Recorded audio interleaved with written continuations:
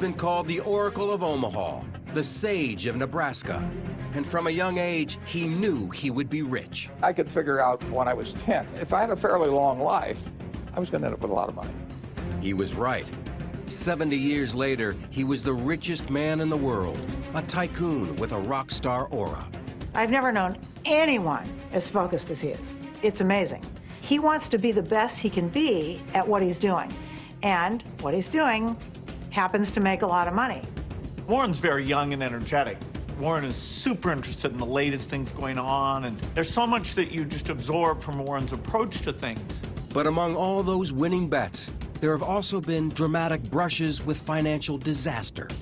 Both the company and I personally promised Treasury that we would aggressively help them in finding out anything we've done wrong in the past and to make very sure that it doesn't happen in the future. I was scared. I was scared stiff. There were a lot of people that wanted us to go out of business over that weekend, and I didn't know what was going to happen. And behind his folksy demeanor, there's one of America's shrewdest and toughest businessmen. You don't make $40 billion by being Mr. Rogers or by being one of the Muppets. Warren takes no prisoners when it comes to a negotiation. He uses every bit of leverage that he can.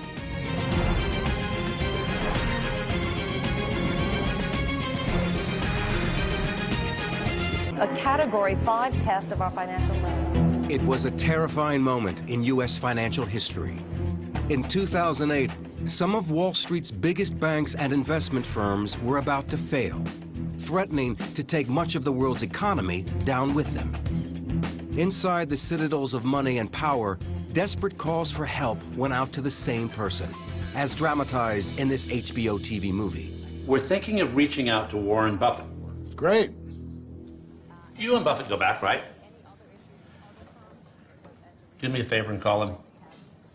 Tell him Lehman is rock solid. During the days that the financial crisis was unfolding, he was viewed as the go-to person. If you're in trouble, Warren Buffett can save you. For most of his life, Buffett avoided the Wall Street ways of risky speculation. In fact, he stayed far away from Wall Street itself. Warren really is a product of Omaha, especially in the era that he grew up there. The virtues of modesty, thrift, plain-spokenness, and Warren really exemplifies those. Warren Buffett still lives and works just a short distance from where he was born in 1930. And it was here in Omaha that he began his obsession with all things financial. It hit me right away. It was like kids that like to play the piano early or something of the sort. I always liked numbers. I knew I was going to be interested in stocks the rest of my life, but probably at the time I was, 8 or 9. I used to keep charts on all kinds of stocks when I was that age. My aunt gave me a world almanac, so I memorized the population of all cities of any real size. But I just like numbers. It was not limited to business numbers at all. Buffett also had the uncanny ability to remember all those numbers and how they fit into the big picture, a skill that would be the bedrock of his later success. Former Wall Street analyst Alice Schroeder is the author of The Snowball, Buffett's authorized life story. Warren grew up in the Great Depression. The family did not have money at all because his father had lost his job as a stockbroker. And so around the dinner table, money was what they talked about. But Buffett wanted to do more than talk. My grandfather had a grocery store, and I used to buy Coca-Cola from him in 6-packs for $0.25 and sell them for $0.05 each. I sold the Saturday Evening Post door to door. I sold Ladies' Home Journal. I had all kinds of little ventures, not all hugely successful, I might add. I liked doing business early on. Journalist Roger Lowenstein wrote an early biography of Warren Buffett. Then he gets into more exotic things. He collects golf balls. He gets other kids in the block to do that with him. They collect golf balls and resell them. He's picking up stubs at the racetrack when he's 10, 11, 12, because some of them haven't been used yet. He grows up knowing he wants to make money. Investing in business comes later, but it's in him. Buffett made enough from these ventures to do what, until then, he had only dreamed of doing, playing the stock market. First stock I bought was City Service Preferred. It was a stock that had passed the dividend for how many years, 20 years or something like that. And so it had large accumulated dividends, and it was selling at 38 1/4, and I bought 3 shares. I went all in. That was my entire net worth. At the same time, Buffett's stockbroker father, Howard Buffett, had won a seat in Congress as a conservative Republican, and in 1943, he took the family to Washington. It was a chance for Warren to start a new business, delivering papers for the Washington Post. Well, I started with a couple of routes because I was good about delivering papers on time. So then they gave me these absolutely prime routes. Got up to where I was making probably $150 a month or something, which was a lot of money in that. And I was making it all before I went to school in the morning, so it was good. Savings from those paper routes became the seed money for his later empire.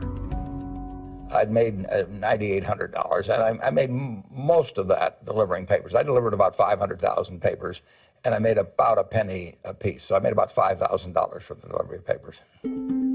After high school, he was ready to go full-time as a businessman and investor, but his father convinced the 16-year-old Buffett to go to college first. At the Wharton School of the University of Pennsylvania, he roomed with fellow Nebraskan Charles Peterson. He was very immature. He wore tennis shoes, or if he wore shoes other than that, he had a hard time having them both be the same color. He may have a black and a brown shoe on and never know the difference. Hair messed up. But Buffett was way ahead when it came to academics. Every day after class, I'd spend so many hours studying. Warren, on the contrary, picked up the books that were applicable to him and sat there and flipped through them page by page. And he might be through 2 or 3 courses in a couple of weeks. He had a photographic mind. I did not. And Buffett had a unique way of spending all those hours he did not have to study. At that time, he was crazy about Al Jolson. And he'd play those records, Mammy, Mammy, how I love you, Mammy, and mimicking it an hour after hour. And what other songs, at that time I was ready to go crazy. And when he wasn't singing, Buffett was getting his first taste of political activism. I was president of the Young Republicans Club at the University of Pennsylvania, and I even ran for delegate to the National Convention one time as a Republican. After breezing through college, Buffett went to interview for Harvard Business School. I was 19 at the time, and the fellow spent about 10 minutes with me, and he said, you better come back again later. It was very clear I flunked the interview.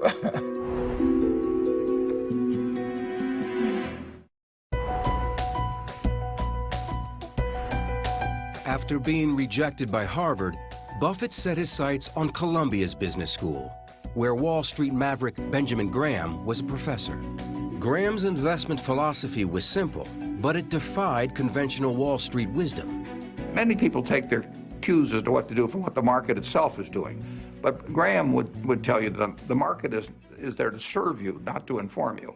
And basically he was saying the market will be wrong. Now that flies in the face of what a lot of other people think. But Graham would say that sometimes the market is very, very wrong. And if you look at the prices of stocks as buying pieces of businesses, you will be able to recognize when the market is very wrong. Graham's way was to find undervalued stocks that were off the radar. And Buffett became his most devoted disciple. He taught us to find a dollar bill that was going to be, you could buy for 50 cents, but the dollar bill wouldn't necessarily increase in value very fast. And I analogize that to essentially walking down the street looking for cigar butts with one puff left in them, and they weren't very attractive, and there was maybe only one puff in them, but they didn't cost anything. Armed with the Graham philosophy, Buffett headed back to Omaha to start his own business. He said, I'm going to form a partnership. And he said, would you want in? I said, sure I do. There was only 7 or 8 people in that original partnership. Convincing people beyond the first 7 investors got rockier. My sales pitch wasn't very effective. I was 20 years old. I looked like I was about 16, and I probably behaved like I was about 12. So I would go around and call on people. They were always nice to me.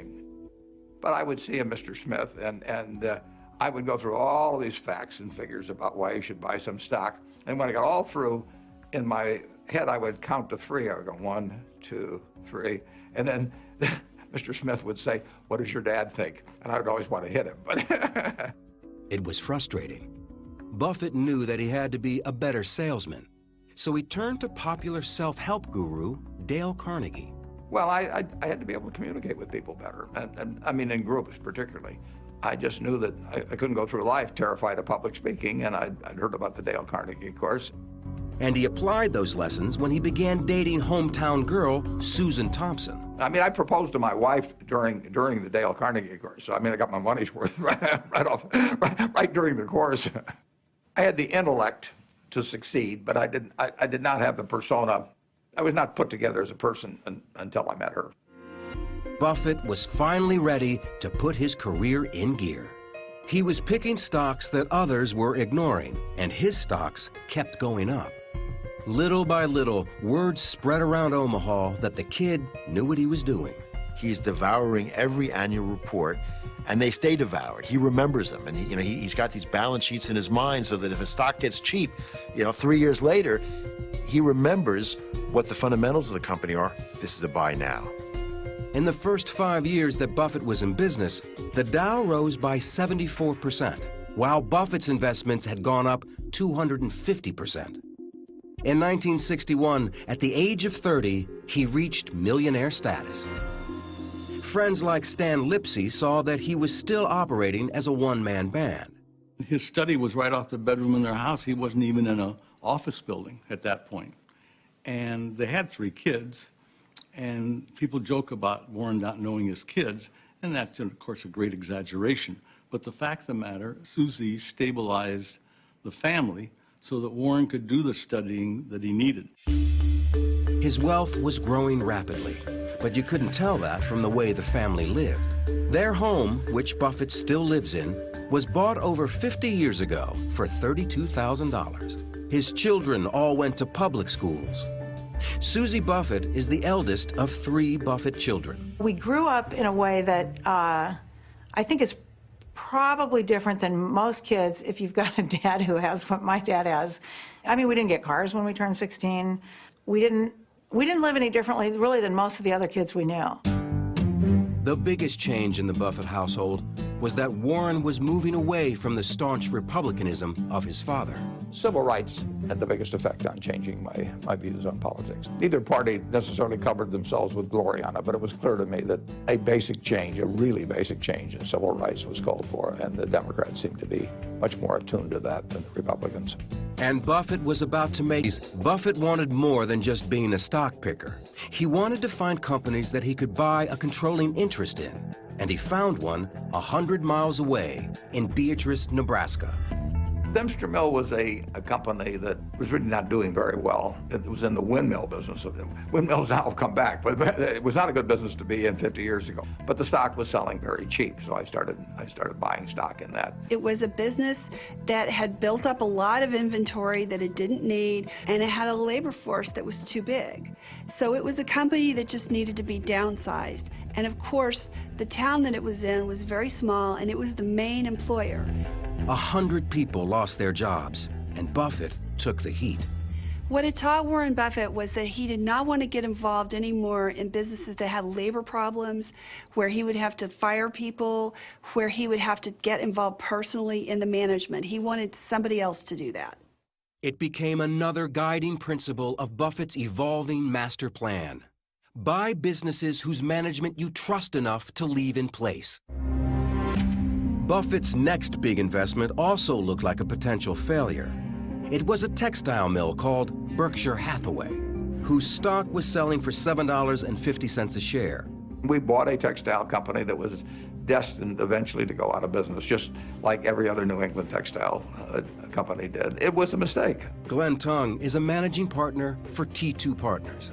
Berkshire Hathaway was not a good business. They didn't have a competitive advantage that allowed them to earn a sufficient return on the capital invested in the business. So while they were profitable to some extent, that profitability was inexorably being squeezed. When the cash was extracted out of Berkshire Hathaway, it was reinvested. First major reinvestment that was enormously profitable was the insurance business, and that drove everything that Berkshire Hathaway did from then on. Andrew Fry is a reporter for Bloomberg News. So they moved the company basically from textiles to insurance. And part of the reason was because the industry itself generated profits, but also because through the premiums that they gathered up from their policyholders, Buffett was able to take that and make his stock investments. It's called the float. Money comes in interest-free from insurance premiums, which then gets invested in other businesses. And while the textile mill eventually died, he kept the name Berkshire Hathaway, which would live on as the name of his soon-to-be multi-billion-dollar company. Rather than try and rename it every few years based on what I just bought, why not just stick with the original? People know what Berkshire Hathaway is about. It says so much about him, about Buffett, that he sticks with Berkshire Hathaway. Anyone else, they would have gone to, BH, Diversified Resources. He likes it. He likes the history of the company. He's not a changeling. Buffett was now on a roll, buying bargains like See's Candies and Blue Chip Stamps, a popular shopper's loyalty program of that era. Like the insurance business, it delivered interest-free cash that could be used for future investments. I think I have just enough books. It's quite a business. And he'd found a professional partner who was as market-savvy as he was, Charlie Munger, who was working as a lawyer when the two first met. Well, Charlie Munger actually grew up a half a block from where I live. He worked at my grandfather's grocery store, as did I, but he was 6 years older, and I never knew him at all in Omaha. And then through a mutual friend, we got introduced. In about 10 minutes, I knew that this guy and I were going to do a lot of things together over the years.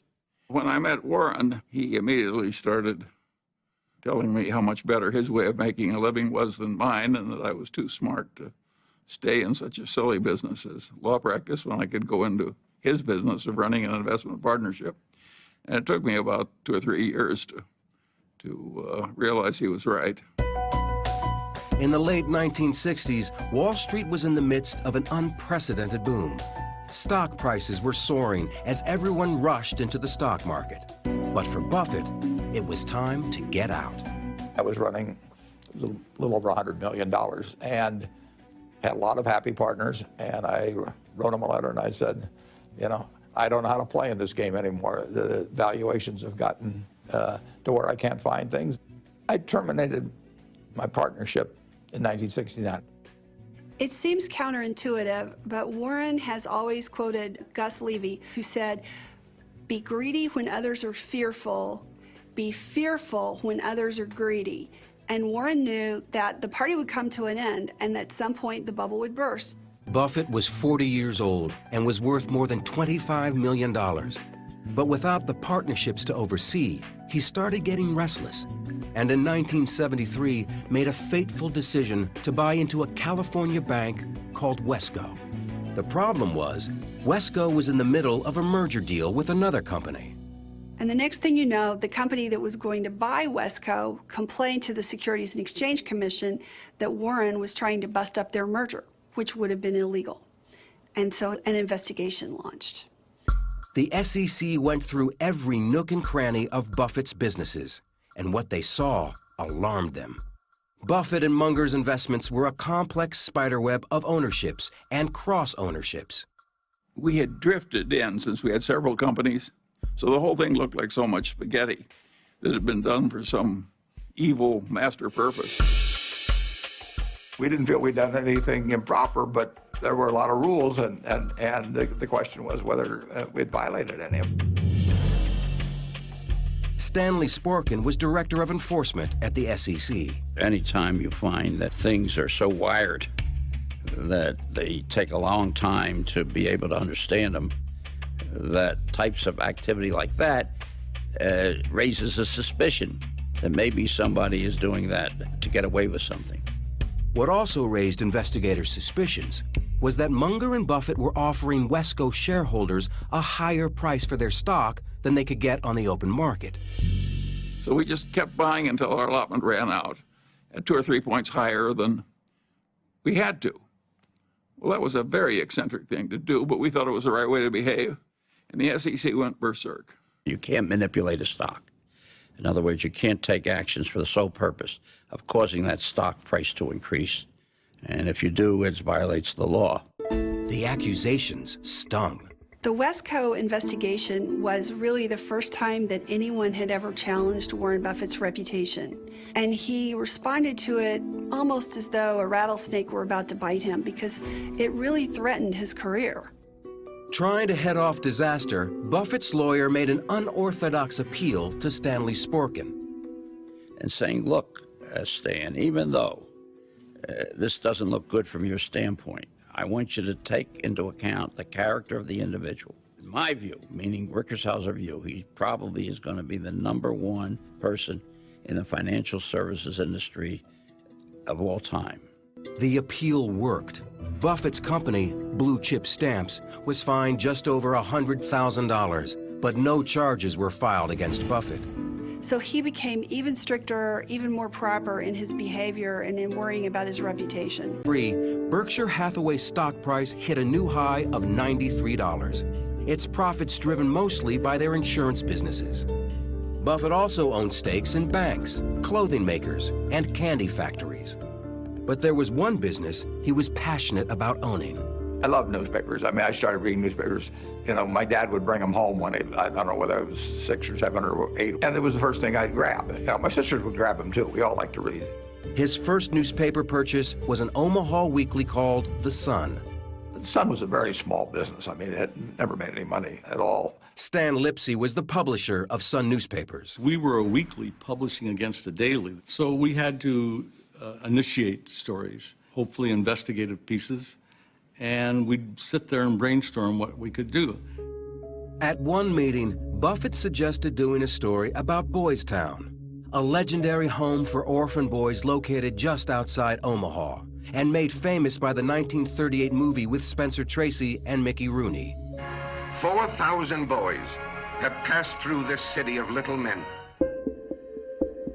It was sort of common knowledge around Omaha that the money was pouring in there, and the number of boys had gone down. They'd had 1,000 boys at the peak. And now I knew the population had gone down, so I thought there was a story there. Buffett knew that charities like Boys Town had to disclose their net worth in a federal form called a 990. So Warren said to us, go to Washington and get the Boys Town's 990, and you'll have a lot more information. And that was about the most important piece of information we could lay our hands on. That led to the headline, which was 700 boys with $209 million, and the kicker, the overline was Boys Town, America's richest city. The story won a Pulitzer Prize in 1973, a rare honor for a local weekly newspaper. There was a phone call from Stan Lipsey, and he said, we won the Pulitzer on this. It was a big day. Buffett now had a taste of the big leagues, and he wanted more. He set his sights high on the influential Washington Post. They had a virtual monopoly. There was one competitor that was going to go out of business soon in Washington, D.C. It's a town hooked on news, so what more could you ask for? And in addition to that, it was the paper that he had an association with as a teenager, delivering the paper. At first, Buffett wasn't sure how much he wanted to invest. Then, the Washington Post broke the Watergate story, and President Nixon inadvertently made his decision easier. 1973, the stock had gone down a lot, partly in response to the fact that the Nixon administration had sort of declared war on the Washington Post.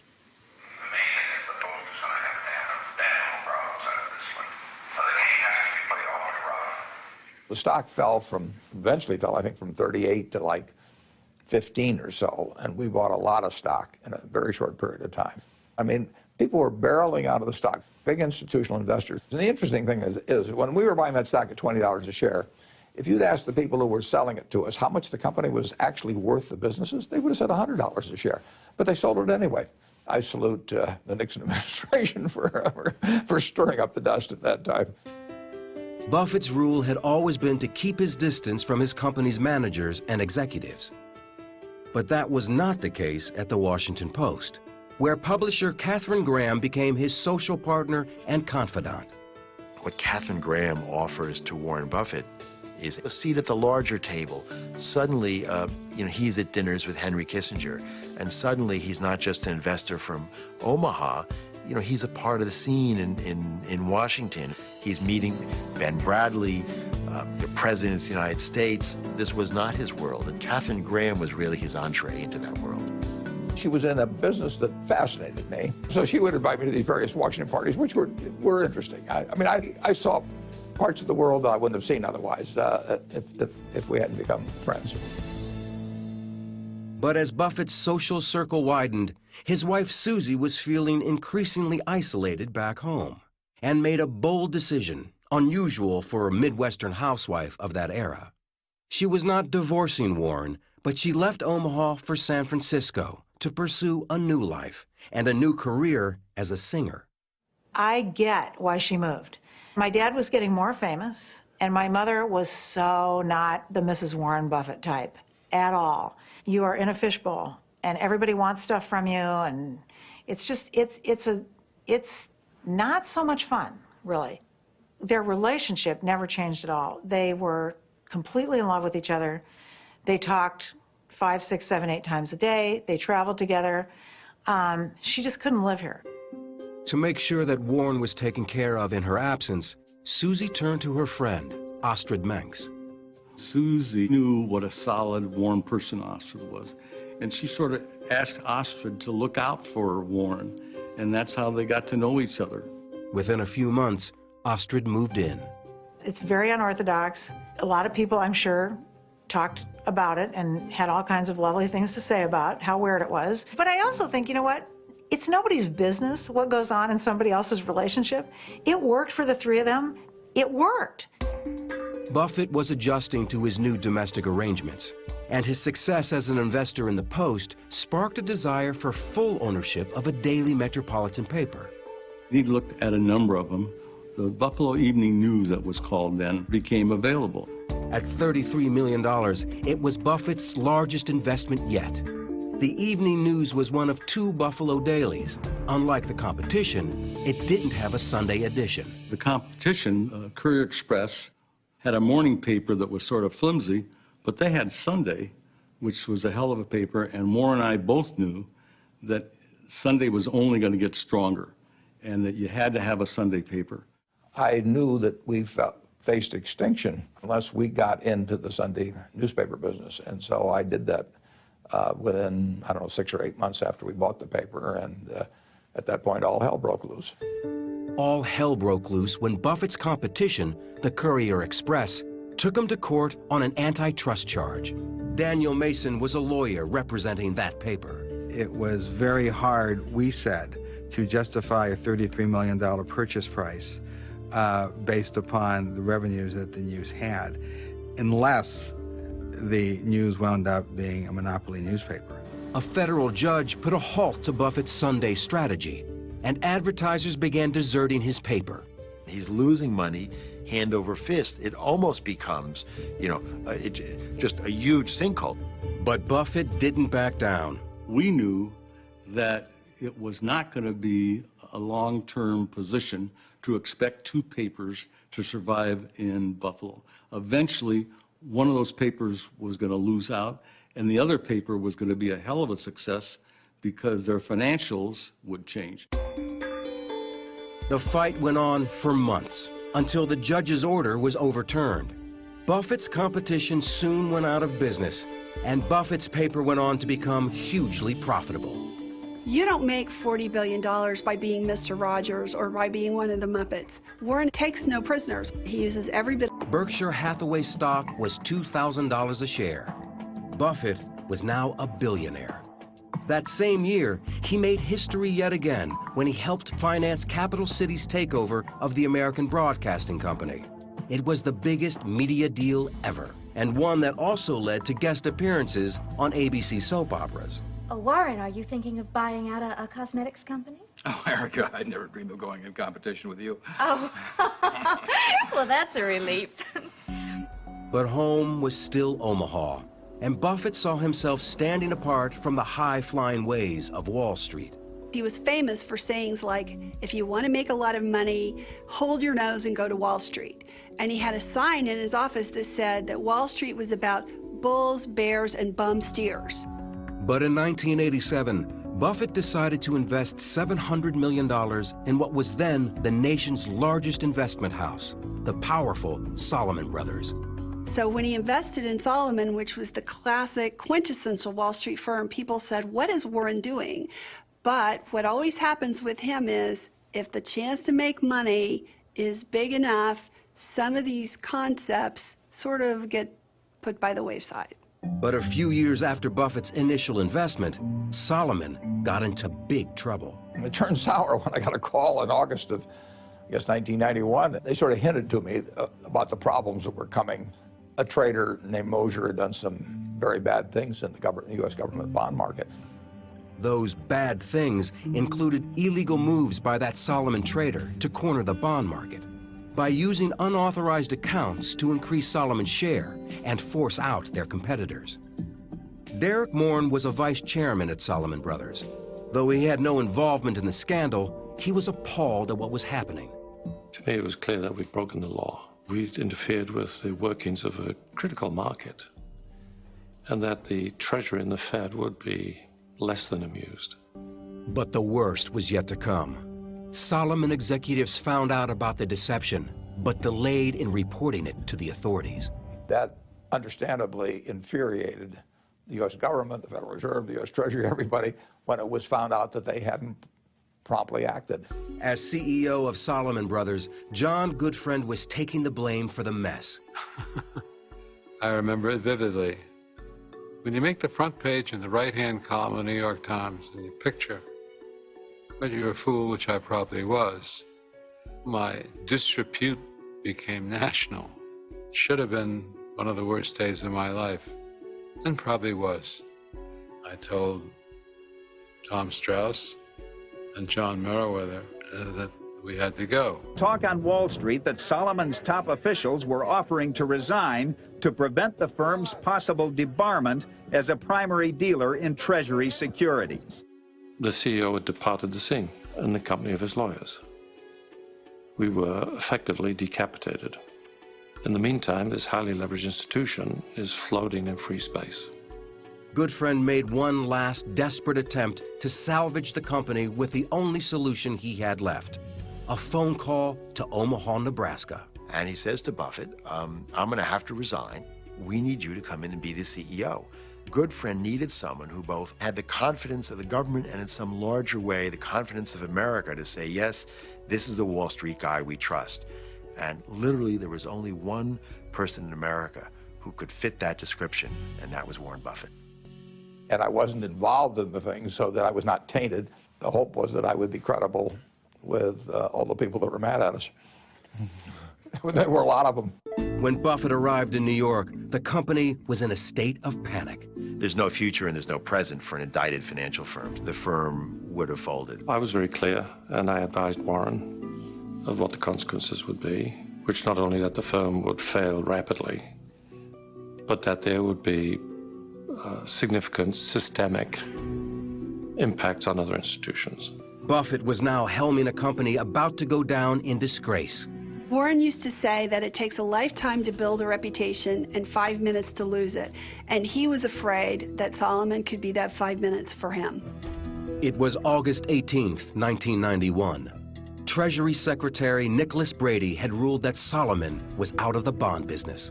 It was announced at about 10 in the morning on a Sunday. The U.S. Treasury had knocked us off the list of really acceptable people, primary dealers. That would have been a death blow to the company. So I had to get that changed by the time Tokyo opened. He only had a few hours. Once the Tokyo markets opened, the firm's fate would be sealed. The Japanese banks could have begun a run on the bank by selling our stock, by liquidating their positions with us, by demanding cash. They could very quickly drain the firm of its capital and its liquidity. That momentum would transfer to the London market, and by the time New York opened, we would have been in acute crisis. Buffett called longtime confidant Charlie Munger into New York for an emergency meeting. I will never forget that as long as I live. That was the most awesome moment in my life, because that would have been a national calamity. And it looked for a long time As though the government was just going to say, the hell with you, Salomon. Warren Buffett spent the entire day in frantic phone calls to Washington, trying to get the feds to back off. I was scared stiff, and it probably came through in my voice when I was talking. I was talking to Nick Brady, who was the Secretary of the Treasury, and Jerry Corrigan, who was the head of the Federal Reserve of New York. And these people were undeservedly, understandably, furious with what Salomon had done. And there were a lot of people that wanted us to go out of business over that weekend, and I didn't know what was going to happen. At the 11th hour, there was one final call with Nicholas Brady. There was a big emotional catch in Warren's voice when he was talking to Nick. And I think Nick realized that if he's that disturbed by this, maybe he's right that we should back off just a little. He didn't have to back off very much, just a little bit. And it prevented the calamity. A visibly shaken Buffett faced dozens of reporters waiting in the Salomon auditorium. The Treasury saw the Salomon Inc. Board of Directors today take some major steps to install new management. Both the company and I personally promised Treasury that we would do everything we could do to aggressively help them in finding out anything we've done wrong in the past and to make very sure that it doesn't happen in the future. And they want that, and they need it, and they're entitled to it. Buffett emerged the hero, his reputation more exalted than ever. Warren Buffett meeting with the financial community, signing autographs. They love him. The man with the squeaky clean image who's trying to clean up the mess at Salomon Brothers. I'm going to be the American Bar Association's Man of the Year. I mean, we are spending a lot of money on legal fees. John Guttfreund found himself cast as the heavy. You need a villain. Somebody who led all these people astray and did all kinds of bad things. But I didn't see how I could fight it. I couldn't put Salomon at risk. Warren and Charlie were not our advocates in this situation. They maintained their purity, and we were down in the dumps. Life. But Warren's work wasn't over. To seal the deal, he had to personally take charge of cleaning up at Salomon Brothers. It was miserable. I was there 9 months and 4 days, and it's not an accident that I can tell you 20 years later exactly how long I was there. But it was important that it get done. I wouldn't wish it on anybody, and I wouldn't wish what happened to the firm, on anybody. Berkshire Hathaway stock hit $17,000 a share, and Buffett was world famous. But no amount of global traveling could change some of Buffett's ingrained habits. Let's talk about Warren's diet. Here are the vegetables he'll eat. Corn on the cob, French fries, hash browns, and the fruit would be banana cream pie, strawberry shortcake. I think that's the end of the fruit. He also drinks, several cherry Cokes a day. I've never in my life, and I'm not kidding, seen the man drink a sip of water, ever. When he went to China, he took a pile of coupons from McDonald's with him, and that he's in China for however long it was, and he ate McDonald's hamburgers. The 1990s and 2000s would be the era of Berkshire Hathaway's greatest expansion. Brought into the corporate fold was the nation's biggest furniture store, a leading mobile home manufacturer, Fruit of the Loom underwear, Benjamin Moore paints, Dairy Queen, Geico Insurance. Over 70 companies in all, with a combined 250,000 employees. If you look at the assembly of businesses that Berkshire represents, it's businesses that have been handpicked by Warren Buffett into his holding company that's reaching a level of recognition that many people in America never get to. He loves to use the expression that it's his canvas, and he, like Picasso, he wants to paint, to work on that canvas as long as he is able, That's what it's all about for him. Two of Buffett's new investments made headlines by flying in the face of conventional market wisdom. He bought his hometown newspaper, the Omaha World Herald, and he bought the Burlington Northern Railroad. Suddenly, Warren Buffett invested in it, and wow, railroads were the hot thing because they had all these virtues that somehow nobody recognized that is the thing that Warren Buffett has done over and over, is he invests in something and then everybody looks at it and says, I saw it there. Why didn't I recognize these things all along? In Omaha, Berkshire Hathaway's annual meeting has become a place of pilgrimage for tens of thousands of shareholders. It's really an amazing thing. The stadium is filled, and the spotlights are on a small folding table with two 80-year-olds at that table, and those two 80-year-olds have more stamina than anyone else in the room. Hi. They're dying to see Warren Buffett and hear what he has to say. His favorite thing, I think, that happens every year is the shareholders meeting, and he gets energized from it. He goes nonstop from Friday to Sunday night, and as the weekend goes on, he gets more energy. Can't explain it. It's got to be those burgers. In the 2000s, Buffett was worth tens of billions of dollars. Money he planned on giving away to a foundation to be run by his wife, Susie. But in 2004, Susie died of a stroke following cancer surgery. It was a huge shock for all of us. My dad, I can't explain how much he loved her and how much he relied on her. I am going to start crying talking about this. You know, he'll never totally get over it. None of us probably will, but she was really something very special. We had always sort of talked about things and planned things assuming he would die first. So when she died, it really was big. 2 years after his wife Susie's death, Buffett married Astrid Menks in a private ceremony. And he announced that he was pledging the bulk of his fortune not to his children, but to the foundation run by Bill and Melinda Gates. Bill Gates has been one of Buffett's closest friends since the early 1990s. So it was, kind of phenomenal. It made us step up our ambition level, add a lot of things we wouldn't have been able to do. And so now every year, it's a gigantic gift that allows us to be double what we would have been without it. They're young, they're energetic, they work much harder at it than I would. I get to keep doing what I love doing. And they're going to achieve the same things much better than I would.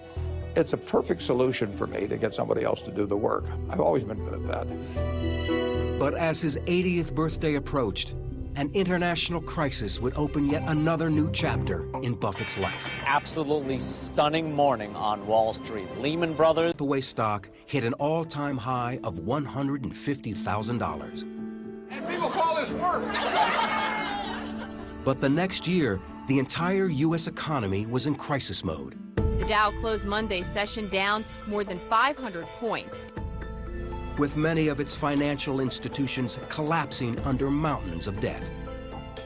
The dominoes started falling, and they were huge dominoes. They started falling at a pace that was breathtaking. The terrified bankers in New York needed emergency help from anyone that was still solvent. And it wasn't just money they needed.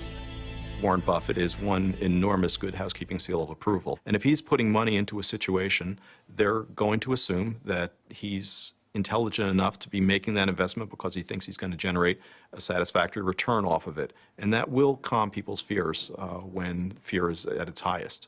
Among the businesses that received lifelines from Warren Buffett were Goldman Sachs, GE, and later, Bank of America. If you have, Warren Buffett giving you that imprimatur saying, I have faith in the company, the market will recover, and eventually it did. In 2011, Warren Buffett was awarded the Presidential Medal of Freedom. He's demonstrated that integrity isn't just a good trait, it is good for business. But who will succeed this financial icon at the head of Berkshire Hathaway? In 2011, the man seen as Buffett's heir apparent was caught in a scandal. High-level executive David Sokol was buying stock for himself in a company called Lubrizol, while pitching Lubrizol as a Berkshire acquisition. He should have disclosed it to me initially, and then I would have had him sell it or do something of the sort, or we wouldn't have bought the company. I mean, it just was not something that should have been held back. David Sokol left the company, and that crisis ended. In 2012, Buffett announced that he was being treated for prostate cancer, and that he's identified his successor at Berkshire. But that name has not yet been made public. What he has made public are the political and economic causes that he feels passionate about. I think in the last couple years, he has seen some places where he thinks if I open my mouth, it might make a difference. What he's most vocal about is what he sees as the inequities of the tax system, something that's come to be known as the Buffett rule. There's all kinds of ultra-rich who pay normal taxes, but there's a small segment, but you can find them very easily, who pay very low taxes, including me. He considers himself, you know, lucky to have been born in America at this time in history. Buffett is just a unique character who came along in a period when America became fascinated with finance, who did it better than anybody. And he's been able to bring Wall Street back to Main Street in a way that I don't think we'll ever see again. I think he's one of the most memorable people I've ever met. He's touched a lot of lives with what he's done, and everybody that he's dealt with has made money doing it, and it's improved their life. There are really no people like Warren where, you know, we should sit back and benefit from the deep thinking he's done about business since he was very young. I think it's all about, I'm the world's greatest investor, and I've got $40 billion to prove the point. I just have a great time every day. I mean, I am getting to do exactly what I want to do in life. You know, it doesn't get any better than that.